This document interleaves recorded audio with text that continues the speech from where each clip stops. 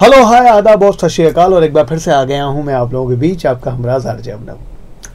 हम आज लेकर आए हैं आप लोगों के पास FTC यानी कि फेस इन द क्राउड। जैसा कि आपको पता है, आपको इंतज़ार भी रहता है शो का बेसब्री से। हम एक फील्ड से, इस सोसाइटी से किसी एक शख्स को, किसी एक शख्सियत को अपने यहाँ बुलाते हैं, उनसे उनके बारे में कुछ बातचीत करते हैं, सवाल करते हैं, और वो सवाल भी करते हैं जो अब तक आप नहीं जानते थे। एक ऐसी शख्सियत आज हम लोगों के साथ, हम लोगों के बीच बैठी हैं, जो कि बहुत कमाल के अलहदा सिंगर हैं, जिनका नाम है अनिरुद्ध भिड़े। अनिरुद्ध भिड़े साहब कैसे हैं? नमस्कार, good afternoon sir, good evening. आपका बहुत बहुत स्वागत है यहाँ पर FTC यानी face in the crowd show में।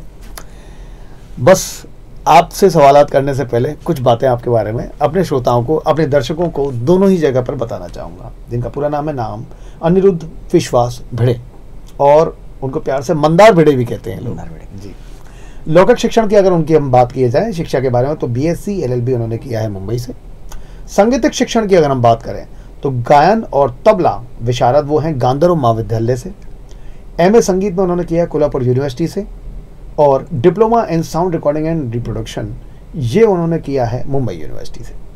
इसके अलावा उन्होंने काफ़ी ज़्यादा रियाज खुद से किया है, और उसके साथ ही कला केंद्र में संगीत शिक्षण भी करते हैं, देवनागरी संस्था में जी। और साथ साथ प्राथमिक शिक्षण उन्होंने संगीत के लिए किया है माझे आई बाबा वैशाली भिड़े आणी विश्वास भिड़े जी। और सुगम संगीत शिक्षण की अगर बात की जाए तो संगीतकार गीतकार पंडित यशवंत देव जी उनके साथ। और शास्त्रीय संगीत शिक्षण की बात की जाए तो पंडित नारायण बोडस, पंडित मधु बुआ जोशी जी।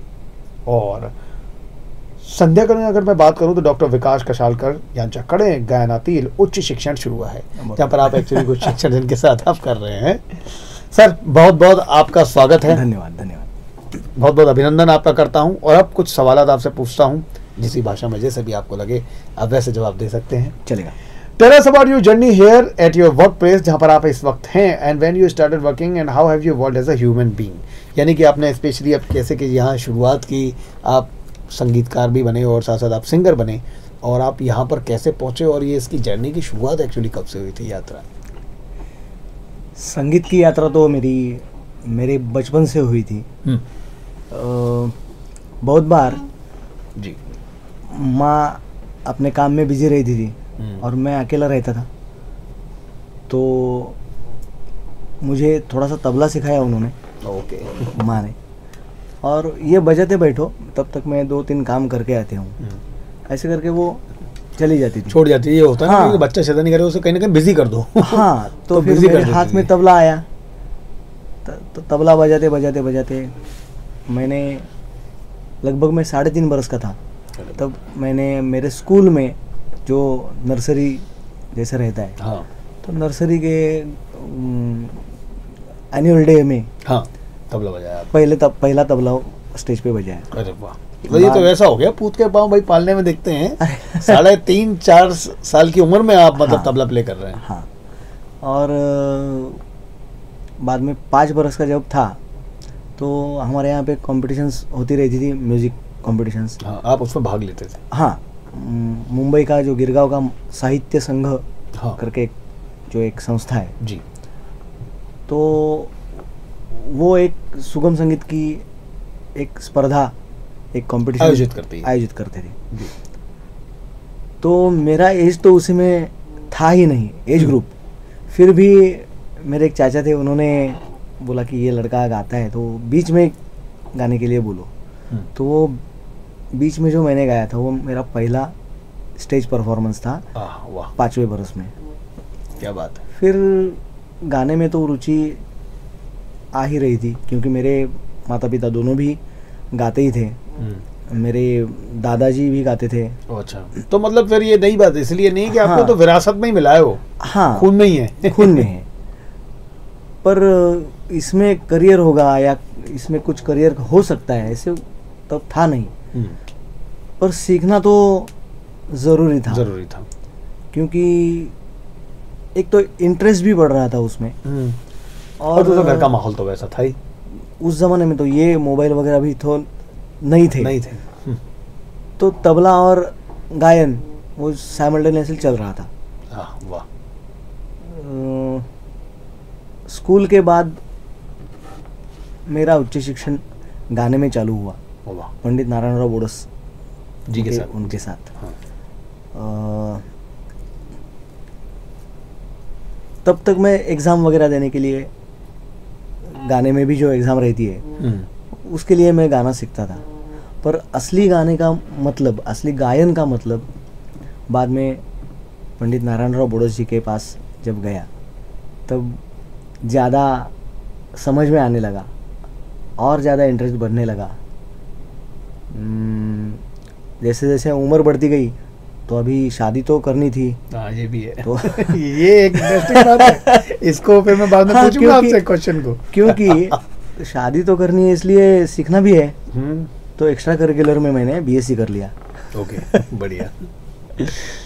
बीएससी करते करते मेरा गायन का और तबला का शिक्षण तो चल ही रहा था, तो साइमल्टेनियसली बीएससी तबला विशारद और गायन विशारद मैंने कर लिया। अरे वाह, दोनों। और उसके बाद कॉलेज ख़त्म होने के बाद, ग्रेजुएशन ख़त्म होने के बाद मैंने यूनिवर्सिटी का जो रिकॉर्डिंग का डिप्लोमा था वो मैंने कर लिया। और वो बैच एकदम अनलकी थी क्योंकि जब हम सीखे थे तो वो एनालॉग पे सीखे थे। ओह अच्छा। और बाद में एकदम डिजिटलाइजेशन हो गया सबका। तो सीखना तो बहुत अच्छा मिला, जो भी कुछ सीखा वो बहुत अच्छा सीखा। और उसका उपयोग भी मेरे गाने में होता है, वो कुछ वेस्ट नहीं गया। ये अच्छा। और गाते गाते गाते गाते तब तो वो ज़माने में संगीत में करियर तो वैसे मुश्किल था। हाँ, बीएससी भी इसीलिए कर लिया था क्योंकि बहुत कम लोग एक्चुअली तब भी सिंगिंग में करियर बनाने आते थे। मतलब 90s के दौर की बात करें, ज्यादा नहीं आते थे, कम ही आते थे। हाँ, कंपनीज थी, केमिकल कंपनीज, इसलिए मैंने केमिस्ट्री में बीएससी किया था। तो अच्छा। शायद किधर नौकरी लग जाए और ये गायन भी चालू रहेगा। फिर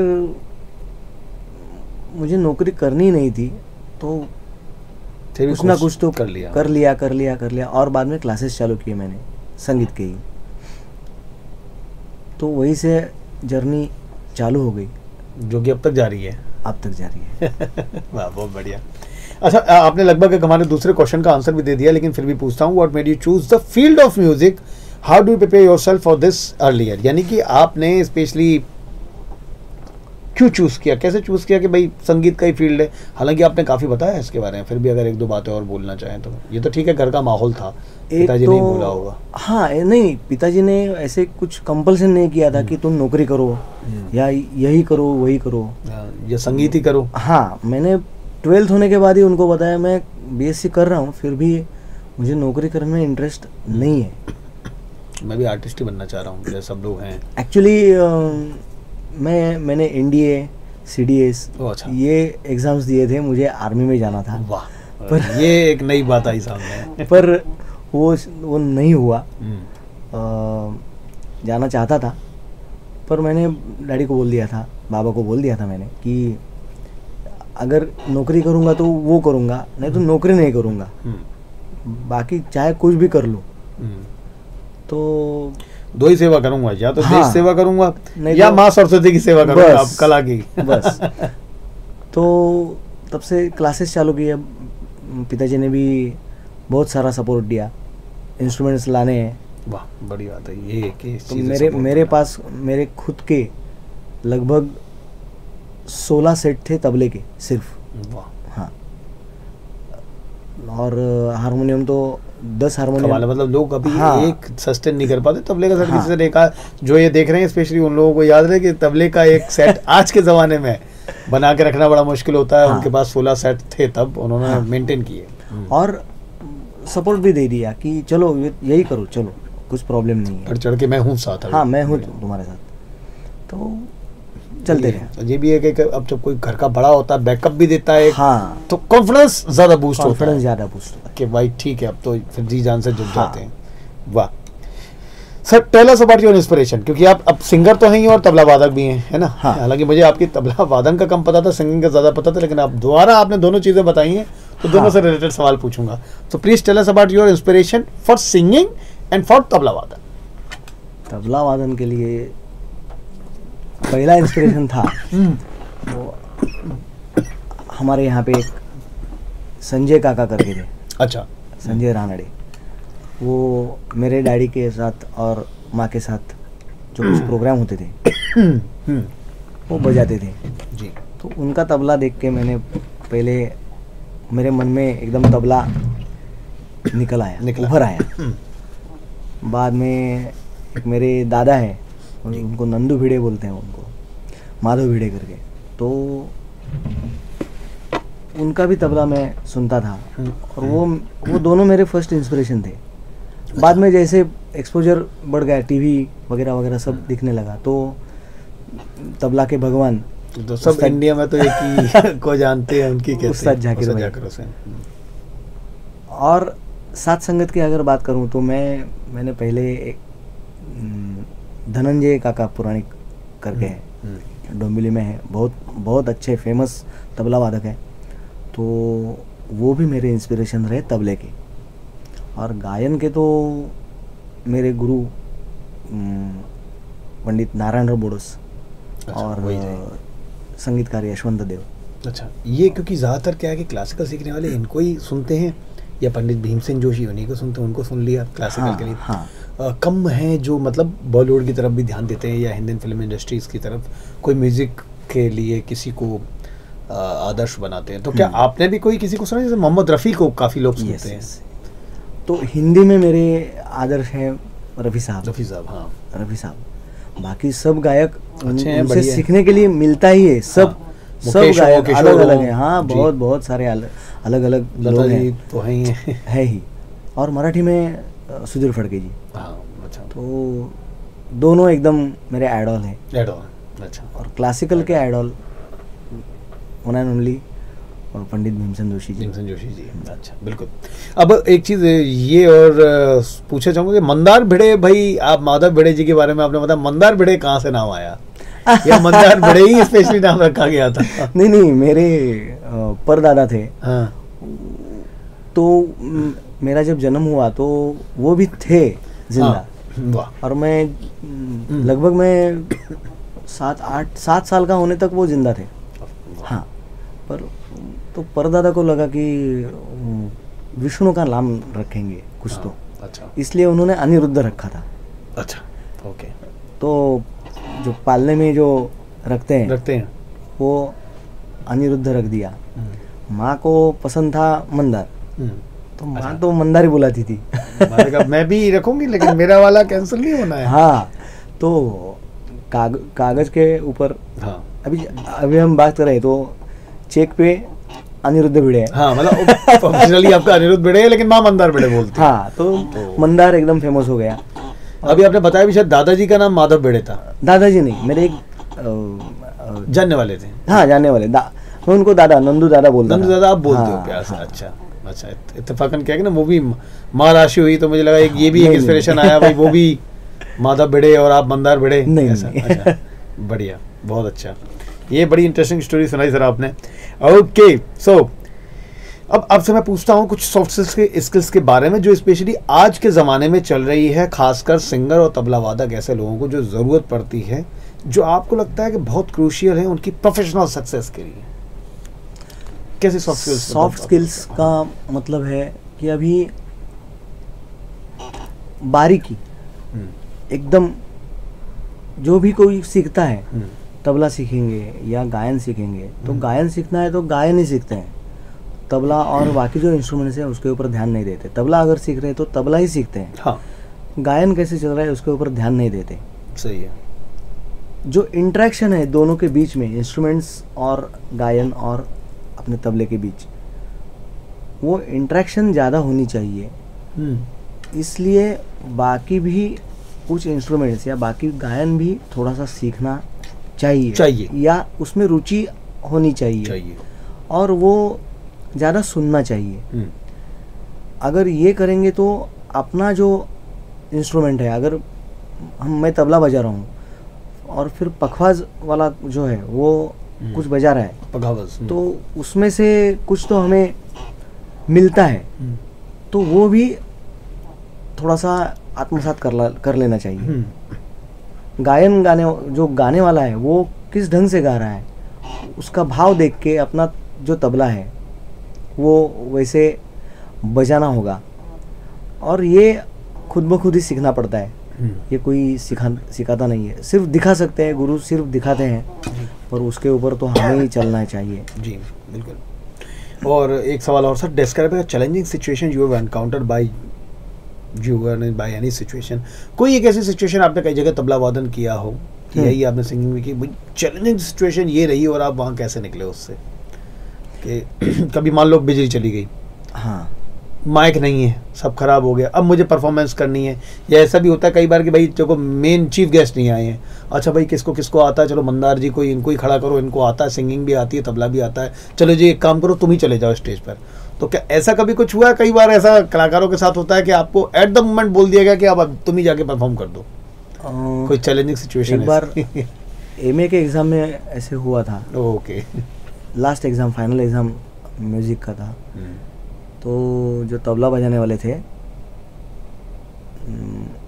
उनको मैंने एक अलग ताल बोल दिया था। अच्छा। और वो अलग ताल में बजा रहे थे। अरे बाप रे। तो उनकी भी इज्जत बरकरार रहे और मेरी भी इज्जत बरकरार रहे, इसलिए मैंने उनको बोला अभी यही ताल कंटिन्यू करेंगे। और जो मैंने सेट किया तो हुआ था, हाँ। वो ख्याल गायन छोड़ के मैंने उस ताल में तब गाया ऑन द स्पॉट। तो वो मेरी पहली शुरुआत थी।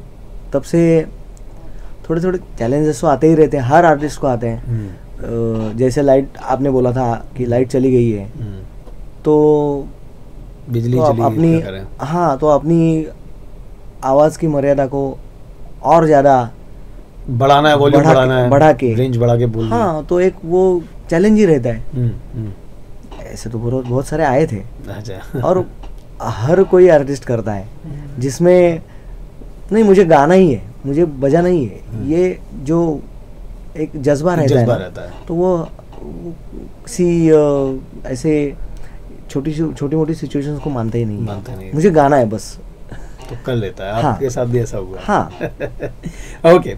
How do you incorporate technology into your work? खासकर ये आज के ज़माने में बड़ा इंपॉर्टेंट सवाल है। अगर टेक्नोलॉजी है आपके वर्क में है तो आप किस तरह से शामिल करते हैं, कितना शामिल करते हैं? मैं ज़्यादा टेक्नोसेविन नहीं हूँ।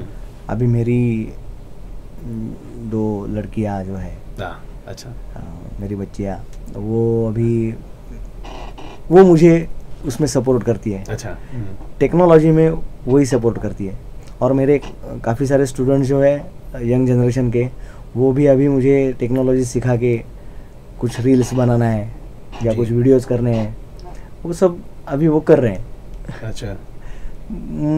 मेरा उसमें इंटरेस्ट है नहीं, पता नहीं चल रहा, क्योंकि उसमें मैं टाइम भी नहीं दे पा रहा हूँ और डरता हूँ शायद।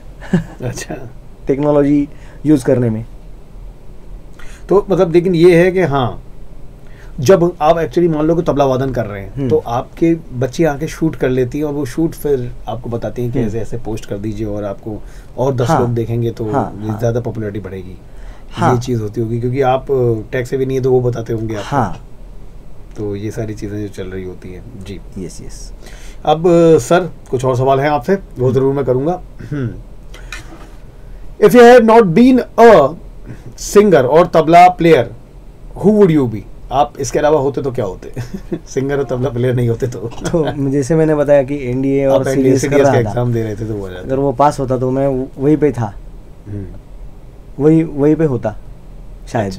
ओके, सही है। How do you juggle your hobbies with your career? ये एक इम्पोर्टेंट है। आपकी जो भी हॉबीज हैं, करियर के साथ आप कैसे मैनेज करते हो, कैसे जगल कर पाते हो? मेरी हॉबी ही करियर है, ये सबसे अच्छी बात है। तो हाँ, बहुत सारे मेरे फ्रेंड्स भी बोलते रहते हैं कि यार तुझे जिसमें इंटरेस्ट था वही तुम्हारा करियर हो गया। ये बहुत अच्छी बात है। कम लोगों का होता है, आजकल लोग करने लग गए हैं क्योंकि उसी में ज़्यादा वो सफल होते हैं। हाँ। तो ये लोगों ने बाद में जाना और बाद में समझा जो कराया गया, तो बोलते हैं कि जो तुम करते हो उसी को करो, दिल से करोगे, क्योंकि हॉबीज़ है तुम्हारी, फिर वो पैशन बन गया और वही प्रोफेशन बन गया। हाँ, वही ये सबसे अच्छी बात है। वाह। ओके सर, अब एक हमारा फेमस रैपिड फायर राउंड है, तो उसके लिए हम सवाल आपसे करेंगे। I think you ready for that? Okay. The best advice you got in your career, आपके करियर में बेस्ट एडवाइस जो आपको मिली। हाँ, जो यही आपने बात बताई, हाँ। जो कर रहे हो वो मन से करो, अच्छा, और नहीं, खुद पे और भगवान पे विश्वास रखो, बस तो सब सही हो जाएगा। सब सही हो जाएगा। अच्छा, बढ़िया। Okay, the happiest moment of your life. वैसे तो बहुत सारी आए होंगे अब तक, तो बहुत आ ही सारी जाते आई। हैं, फिर भी कोई एक आपको बहुत नजदीक रहा या 2-3 ये बड़ा खुशी का क्षण, कोई जो याद कर पाए। दोनों बेटियों का जब जन्म जन्म। हुआ था, तो वो तो दोनों भी क्षण मुझे बहुत अच्छे थे। हाँ, बहुत हैप्पीएस्ट थे। हैप्पीएस्ट। हाँ। अच्छा, सही है। मतलब शादी का क्षण भी वैसे हैप्पीएस्ट था। अरे ये भी एक रहा है। ओके, उसको लेकर एक ट्रिकी सवाल सर आपसे भी पूछूंगा। हाँ। The saddest moment of your life, कोई दुख का क्षण जिंदगी में, जैसे तो आते हैं पर फिर भी आप शेयर करना चाहें। पार्ट ऑफ द लाइफ, पर मेरे डैडी की अच्छा, डेथ हुई थी, तो I am sorry for that. हाँ।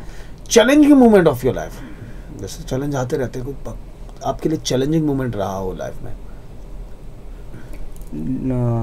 पिताजी गुजरने के बाद जो पीरियड था, एकदम आती है। हाँ, वो एक सब period कुछ एकदम आटप का, कंधे पे आ जाता है। हाँ। वो होता है, ये मानता हूँ जी। वो 2-3 बरस बहुत चैलेंज, बहुत चैलेंजिंग थे। अच्छा, योर फेवरेट एक्टर, आप थोड़ा बहुत अगर इस सिनेमा जमाने के देखते हैं, जो भी आपके फेवरेट है, मतलब आप जो देखते हैं सबसे ज्यादा, आपको सबसे ज्यादा पसंद है। वैसे तो बहुत सारे, अनुपम खेर जी ज़्यादा अच्छा, पसंद है एक्टर करके। Actor, हाँ।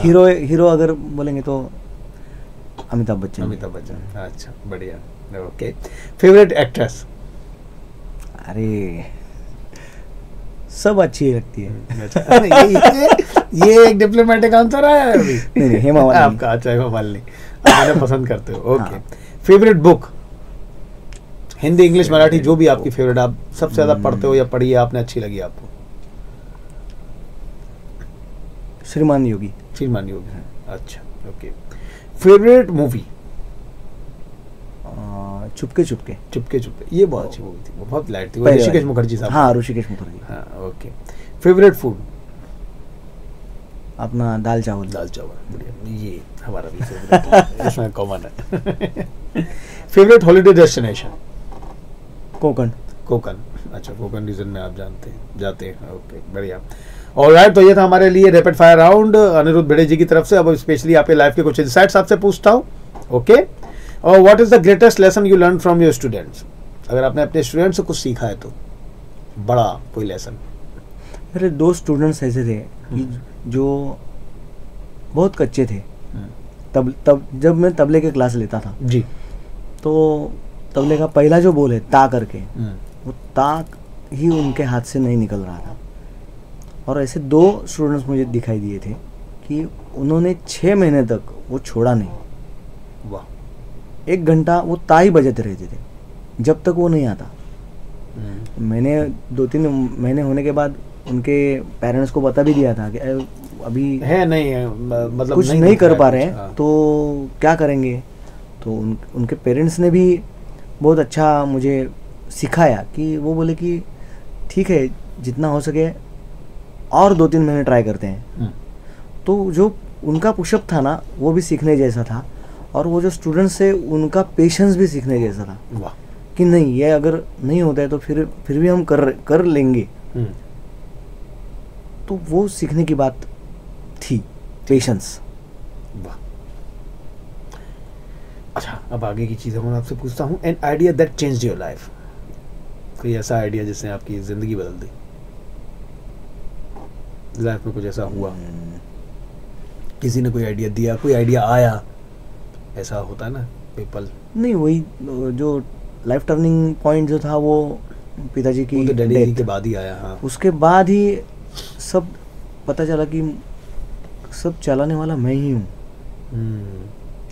और मैंने अगर मेरे ऊपर ध्यान नहीं दिया पहले तो मज़ा नहीं है लाइफ में।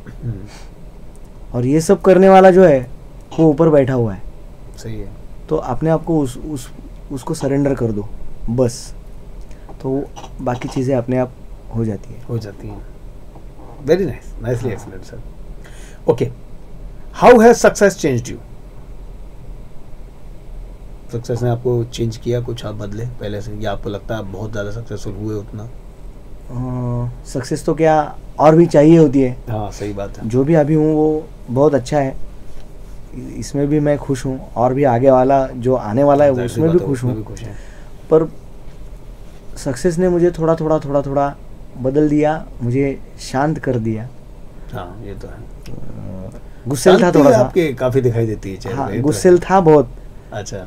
बहुत गुस्सेल था, तो पेशेंट बना दिया, काफ़ी पेशेंस से काम लेता हूँ, बहुत जो कुछ रहता है प्रोजेक्ट्स वगैरह कुछ भी शांत कर दिया, और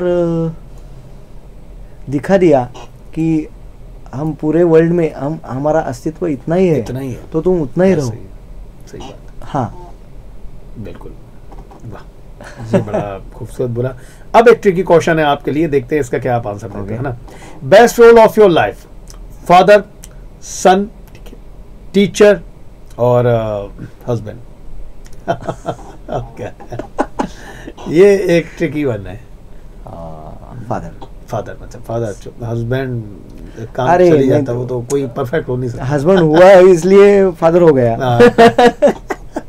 अच्छा, ठीक है, बात ठीक है, खुश रहती है कि हाँ ठीक है, सही है। एक्चुअली क्या है, वो एडजस्ट कर लेती है ना।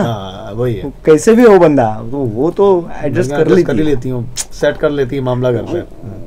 उसके ऊपर ज्यादा भरोसा है, इसलिए फादर बोल दिया। बढ़िया।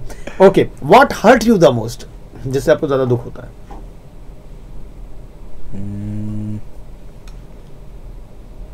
पहले बहुत होता था, पर अपनी शांति और अपना आनंद अपने मन में ढूंढना है जी, इसलिए अभी कुछ हर्ट नहीं होता है। वाह, बढ़िया। हाँ। ये बड़ा प्यारा आंसर दिया आपने। ओके सर, तो अब एक और राउंड है आप लोगों के पास, हमारा फेमस दिस और दैट राउंड। वो मैं आपको कुछ ऑप्शन दूंगा, आपको सिर्फ एक चूज करना है, ठीक है? ओके, उसमें एक्सप्लेनेशन का कुछ नहीं है, आपको सिर्फ चूज करना है। Okay ji, okay ji, are you ready ji? Veg और नॉन वेज? वेज। टी और कॉफी? टी। जिम और योगा? जिम। अच्छा, अर्ली राइज और night owl? Early rise. Emotional और प्रैक्टिकल? प्रैक्टिकल। बुक्स और किंडल? बुक्स। अच्छा, माउंटेन्स और बीचेस? माउंटेन्स। रिलीजियस और स्पिरिचुअल? स्पिरिचुअल। अच्छा, अब एक अलग से और आपको चॉइस दे रहा हूँ, Amazon prime, Netflix, ZEE5, Disney plus, Hotstar, Peaky blinders, Lucifer, कुछ भी अगर आपने इनमें से कुछ देखा हो, OTT पसंद हो, देखते हो? कभी कभी देखता हूँ। ओके, एक चॉइस आपको अपनी तरफ से अलग से दूंगा मैं, वो है डॉक्टर ये हमारे जाकिर हुसैन साहब, और दूसरे पंडित भीमसेन जोशी। अगर किसी एक को चुनना हुआ तो जाकिर भाई। अच्छा, ठीक, बहुत बढ़िया। तो ये बड़ी खूबसूरती के साथ अनिरुद्ध भिड़े जी के साथ आज हम लोगों का इंटरव्यू था। उन्होंने बड़ी खूबसूरती के साथ FTC में जवाब दिए, और हम लोगों को कुछ और भी अपनी बातें ज़िंदगी को लेकर बताई।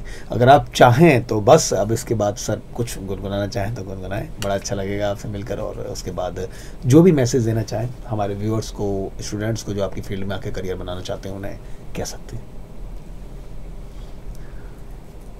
मराठी का एकदम फेवरेट सॉन्ग है जो एकदम फिलॉसॉफिकल है। अरे वाह, हाँ, बहुत बढ़िया। या जन्मावर या जगण्यावर शतदा प्रेम करावे, या जन्मावर या जगण्यावर शतदा प्रेम करावे, शतदा प्रेम करावे, शतदा प्रेम करावे, या जन्मावर या जगण्यावर शतदा प्रेम करावे। वाह, क्या बात।